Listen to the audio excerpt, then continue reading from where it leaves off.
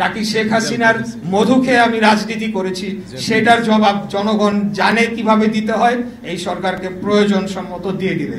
সরকারের ভেতর একটি সরকার রয়েছে যারা এখন দলীয় আচরণ করছে, তারা একটি বিশেষ দলকে সুবিধা দেওয়ার জন্য তাদের পলিসি অনুযায়ী তারা কাজ করে চলেছে। নির্বাচন কমিশনও পাল্টা উত্তর দিয়েছে যে তারা সম্পূর্ণ আইনি ব্যাখ্যা দিয়ে কোন কোন গ্রাউন্ডে কিভাবে তারা এই সিদ্ধান্তটি নিয়েছে এবং গ্যাজেটটি প্রকাশ করেছে। সেটি পাওয়ার পরে স্থানীয় সরকার মন্ত্রণালয় তারা এখন কালক্ষেপণ করার জন্য আবারও চিঠি দিয়েছে। এখন কোথায় দিয়েছে সেটা বলতে পারছি না। কেউ বলছে আইন মন্ত্রণালয় দিয়েছে, কেউ বলছে সলিসিটর অফিসে দিয়েছে। নানা ধরনের কালক্ষেপণের আশ্রয় তারা নিয়েছে। এটির মধ্যে দিয়ে স্পষ্টতই বোঝা যায় যে একটি সরকারের ভেতর একটি সরকার রয়েছে যারা এখন দলীয় আচরণ করছে, তারা একটি বিশেষ দলকে সুবিধা দেওয়ার জন্য তাদের পলিসি অনুযায়ী তারা কাজ করে চলেছে।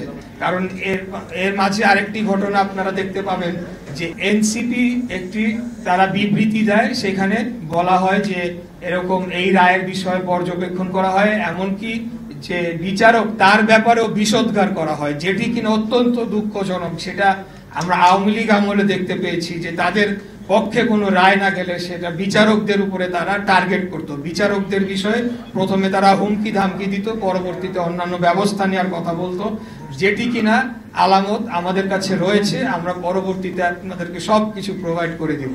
তো আমার প্রশ্ন হচ্ছে যে এনসিপি যদি গণ অভ্যুত্থান পরবর্তী সরকার বা গণ অভ্যুত্থানের ফসলের সরকার হয়ে থাকে, আমি ইশরাক হোসেন আমি কি শেখ হাসিনার পক্ষের কেউ ছিলাম, নাকি শেখ হাসিনার বিপক্ষে আন্দোলনটাও কম করেছি, নাকি শেখ হাসিনার মধু খেয়ে আমি রাজনীতি করেছি, সেটার জবাব জনগণ জানে কিভাবে দিতে হয়। এই সরকারকে প্রয়োজন সম্মত দিয়ে দিবে। তো আমার বিপক্ষে কেন?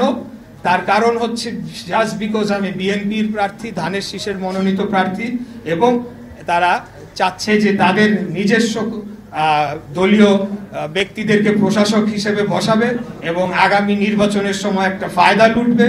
এবং বর্তমানে যে অর্থনৈতিক লুটপাট চলছে নগর ভবন কেন্দ্রিক এবং বিভিন্ন ঠিকাদারি, বিভিন্ন বিল, সব কিছুতে সেগুলা চলমান রাখার জন্য তারা এখন আমাকে বাধা প্রদান করার সিদ্ধান্ত নিয়েছে। এই আন্দোলনটি আমি ব্যক্তি ইশরাক হোসেন আমি সেটি আহ্বান করি নাই। এখানে আমাদের যারা ভোটার, ঢাকা দক্ষিণ সিটি কর্পোরেশনের সর্বস্তরের জনগণ এবং আমাকে যারা ভোট দিয়েছেন তারা এই সিদ্ধান্তটি নিয়েছেন, এবং আমি তাদের থেকে যতটুকু জানতে পেরেছি এই আন্দোলনটি লাগাতার চলবে যতক্ষণ না পর্যন্ত দাবি মেনে নেওয়া না হচ্ছে, ততক্ষণ পর্যন্ত সর্বস্তরের জনগণ এবং ঢাকা দক্ষিণ সিটি কর্পোরেশনের কর্মচারী কর্মকর্তা বৃন্দগণ তারাও এই আন্দোলনে যোগদান দিবেন বলে আমি জানতে পেরেছি।